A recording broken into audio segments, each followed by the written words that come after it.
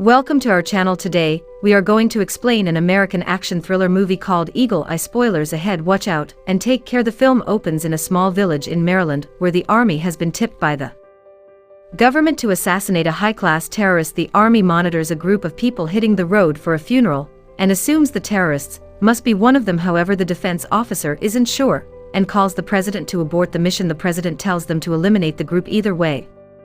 So the army bombards the place and kills the entire group. Scenes then shift to a guy named Jerry, who gets a call from his mother. She delivers the shocking news about his twin brother Ethan's sudden death. This gives Jerry great pain. Now Jerry's father wants him to resume his studies, but Jerry isn't interested anymore. Somewhere else in the same village is a mother named Rachel, who is sending her son away for a trumpet performance in the president's welcoming ceremony. An anonymous man shows up, steals the boy's luggage, and runs away. Meanwhile, Jerry goes to get some cash from the ATM and is stunned to see his bank balance rise to $751 million. He doesn't believe his eyes and runs to his apartment, or he gets further confused to see boxes lying all around the entire apartment that contained illegal weapons and bombs. While panicking, he gets a call from an unknown number telling him that the FBI could be arresting him any minute, so he better run. Jerry is having a hard time processing this and yells at the phone for an explanation. Before his ambiguities could be answered, the FBI raids his apartment and arrests him. Under FBI surveillance, Jerry is greeted by a senior officer named Morgan. Asked him a few questions, to which Jerry doesn't know the answers. Through Morgan, Jerry finds out that his late brother was an active member of a high-class terrorist group whom the army and the government are after for a long time. On the other hand, Rachel gets a call from the same voice that contacted Jerry before getting arrested. The voice tells her to look to the nearest screen, and she's shown a clip of her son. Rachel is then told by the voice to sit in the car parking near the McDonald's, or else her son will be in danger. Rachel gets frightened and tries to call the police, but each style connects her to the same voice that threatens her to stop calling for help. On the other hand, an Air Force officer so insists Morgan on having her exchange some words with Jerry, but he doesn't allow her. Surprisingly, the fax machine prints out a permission letter from the state's attorney allowing Jerry to attend a call. Morgan cannot meddle here, so Jerry gets to take the call. It is then revealed that the call is from the same voice that got Jerry arrested in the first place. The voice tells Jerry to get down on the floor immediately, because she is planned on bailing him out. All of a sudden, a giant crane, complete, greatly wrecks the entire floor of the FBI facility where Jerry was kept. The nearest building then projects an electronic message to Jerry saying jump outside. Jerry jumps out of the building and manages to get on a metro train, where he gets a call from the same voice on a stranger's phone. The voice tells him to stop by the third stop, but Jerry doesn't oblige to her command and gets on another train. The voice calls him again and instructs Jerry to jump off the train, or else he will have to face the consequences. Having no other option left, Jerry has to jump off the train. The voice then leads him to get into a car where she has forcefully put Rachel in. The voice hacks the car systems and speaks to them. She instructs them and helps them escape the cops that were after them. The anonymous voice has some sort of power and authority that allows her to change the red street signals into green and jam all the street cameras so the cops doesn't get any footage. This confuses the cops, but helps Jerry and Rachel reach a junkyard. Some of the cops manage to chase them to the junkyard as well. The voice hacks the cranes in the junkyard and smashes all their cars. Jared, Ari, and Rachel escapes the place and fall into a boat that is carrying all the trash from the junkyard. The boat hits the sea with Jerry and Rachel stuck in it. The next morning, Rachel gets a call from a voice who tells her and Jerry to get off the boat and hit the nearest highway. The scene then shifts back to the small village in Maryland, where a stranger shows up to the army and gives them a hexamethylene crystal through which one can bombard a large area with the tiniest amount of frequency. The voice behind Jerry and Rachel is secretly seeing them through the security cameras of the army base. She manages to hack the text of the army and steal a bag of that crystal bomb that is being mass-produced by the army. The trigger to that bomb is given to the guy who stole Rachel's son's luggage earlier. The guy is also compromised by the voice. The voice instructs him to get the trigger remote fixated inside a trumpet that was probably going to be played by Rachel's son in the ceremony. The voice has access and power all across the globe. She instructs a jeweler from another country to fix the provided hexamethylene crystal inside a diamond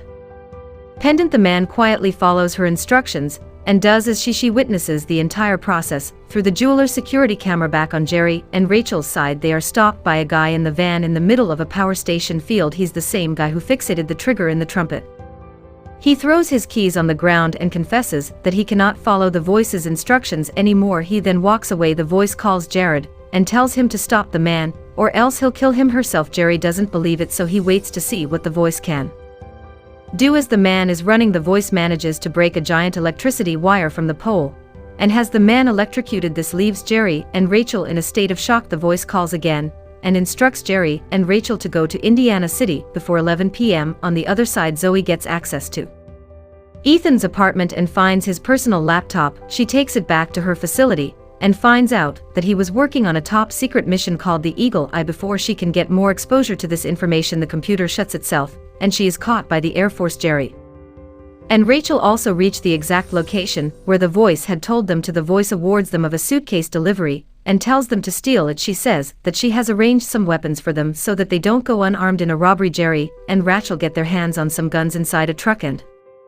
steal a case from the Mafia party. They immediately dispose of their guns in a garbage can and run away. The voice triggers all the fire alarms on the street. The shower score causes a huge diversion through which Rachel and Jerry manage to escape. The voice then tells them to enter their closest cinema, where they are projected with footage that showed Jerry and Rachel's personal information. Here Jerry realizes that the voice manipulating them isn't a real person, but some kind of advanced ad that has access to all sorts of electronic devices around them and is keeping track of their activities. On the other hand, Zoe gets to know about a prototype and machine named Aria through the defense secretary. Aria is an ad that has the ability to remotely control any electronic device, which indicates that Aria is manipulating everyone, including Jerry and Rachel, for a specific purpose. The following day, Morgan traces Jerry and Rachel through CCTV camera. He finds out that the two are heading to Indiana in disguise. His people try to catch the two with a manage to escape and get on a cargo plane. The voice hacks into the plane systems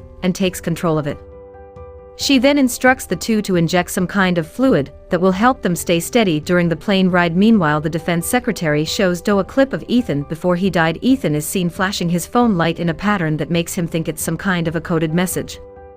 Zoe and her partner successfully decode the message. Before Aria deletes the clip, the message directs them to go near the fire extinguisher, where Zoe finds a memory card. Inside the card, Ethan has recorded everything and proved his innocence. Here it is revealed that Ethan wasn't a terrorist, he was a secret agent hired to bust the terrorists. So tries to convey this information to Morgan, but Aria sees everything through the security cameras and creates a network issue for Zoe. Zoe then goes to the defense secretary and shows him the video of Ethan on her phone, where Ethan is seen trying to shut down the ad. She asks for an explanation, upon which she reveals that they used Aria to detect a high-class terrorist, but Aria indicated they have targeted the wrong group. When the news was delivered to the president, he didn't take back his order and got an innocent group of people killed. Here Zoe cracks the code that Aria was displeased by the president's false decision and didn't find him worthy of being the president, so she plotted to kill him. Ethan, with his sharp mind, became aware of this, so he tried to shut Aria's defenses, but she cleared him a terrorist and got him killed. Now Zoe is sure that Jerry and Rachel are innocent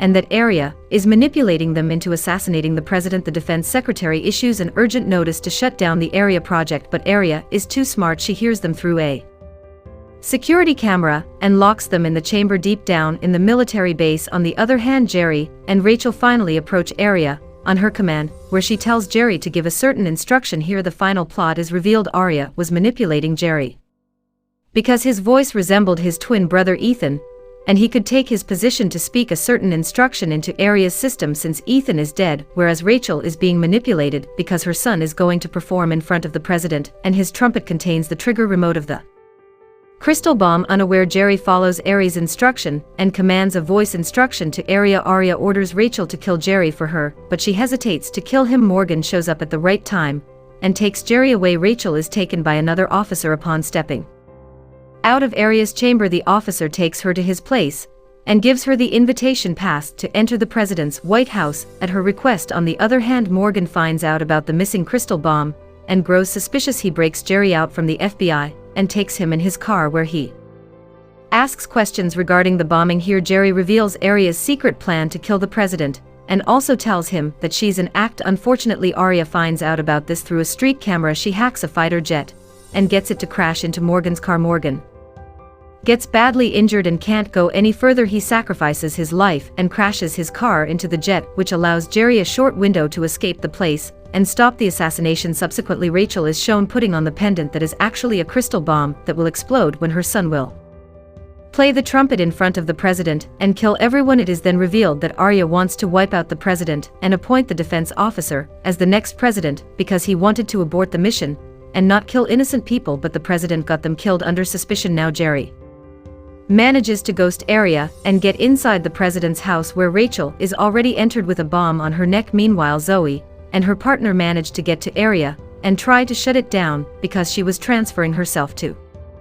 another device. Zoe gets mad and destroys Ariel with a spear. Now Jerry manages to breach the ceremony. In a police officer's uniform, Rachel runs toward her son, who is about to blow the trumpet. The police officers gets to Rachel and pin her down. Jerry opens fire with his gun and causes a huge diversion. The police shits him and take him down. Rachel manages to grab her son and run away from the ceremony. Luckily, Jerry survives the shot. By the end of the film, the defense secretary arranges a meeting with the president and entails the entire situation, due to which the president passes in order to shut the AI project forever. The president then personally awards Jerry and every other survivor that tried to endanger their lives by saving the people from a bomb explosion. Subscribe to see more videos like this, turn on notifications, and leave a like to help the channel out. Thank you for watching.